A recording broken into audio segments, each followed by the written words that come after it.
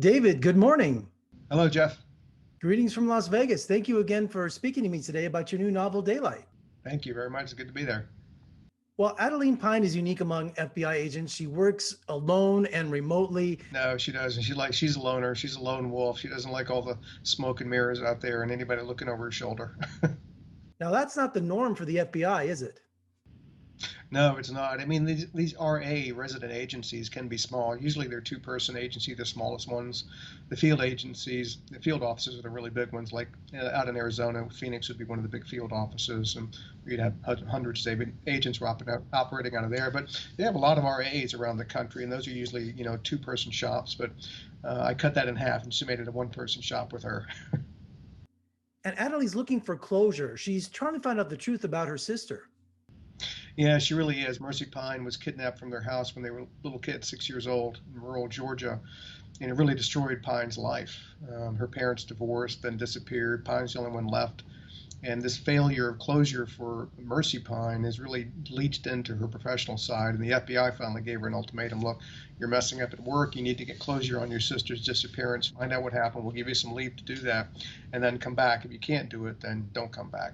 So she and her assistant, Carol Blum, have been sort of crisscrossing the country trying to get a lead on this. And in Daylight, they find a lead, a guy that lives near Trenton, New Jersey, works at Fort Dix. He might be the grandson of the guy who kidnapped Mercy Pine. So she goes to his house to try to find him. And in the first chapter, runs headlong into another series character of mine, John Puller, who's an Army investigator. And he's looking for the same guy because he thinks he might be running a drug operation out of Fort Dix, New Jersey. So they team up, Pine and Puller.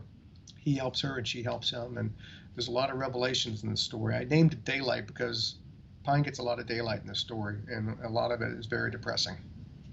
Now, have you ever received positive response from government officials or the FBI about the series? Oh, I do. I get lots of emails from people, and lots of people in government and FBI and all the alphabet agencies. I have a lot of fans in those ranks, and I think they like the fact that I try to get it right, that I come and talk to them. I talk to agents. I see how they actually do their job. I don't just fudge it. I don't go on Wikipedia and just, plug in FBI. How do they do what they do? So I like to go right to the source, and I think they appreciate that fact that I take the time to get it right. So I have a lot of fans among those ranks, and I don't take that for granted. I think that's great. What keeps you inspired to write, especially during a pandemic? Have you got a lot of work done? Yeah, I have been incredibly productive. Over the winter, I wrote 2 books simultaneously.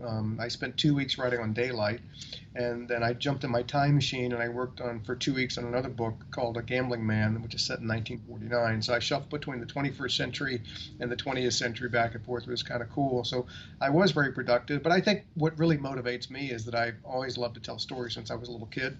I've used my imagination every day of my life, and now I get paid to do that. And I think I'm very privileged and lucky because lots of people, they go to a job, it's just a job. So I get up every day and I don't go to a job. I go and do something I really love to do. So what is your routine when you write your book? Is there a specific place to write, a time of day? Yeah, there's only one special place to write: in your head. If you're right up here, you can write anywhere: trains, planes, automobiles. There's a little Greek restaurant near my office. I go there and sit in the very back at a table with like 100 people around me, or at least I used to before COVID anyway. And with all the people talking and clinking and eating and all that, I feel like I was in a cocoon and I could write chapter after chapter there. So I don't have a perfect place to write except in my mind.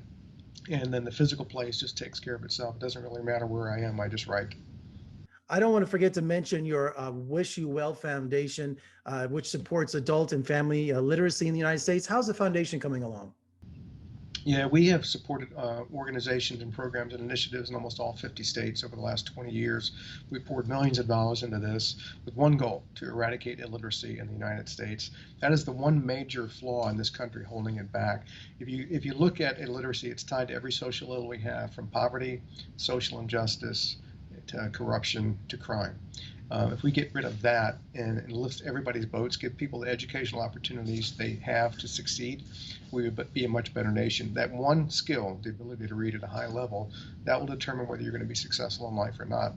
And for too many Americans, they don't have that opportunity.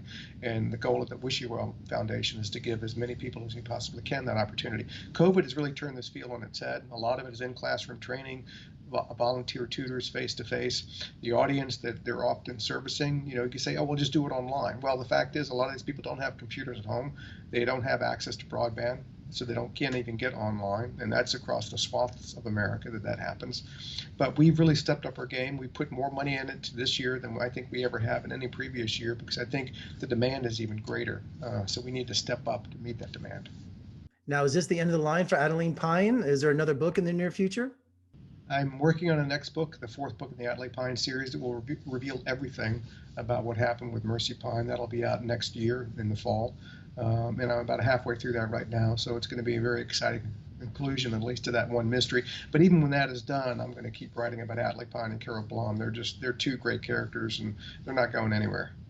Well, David, congratulations on Daylight, and I look forward to talking to you on the next installment of Adaline Pine.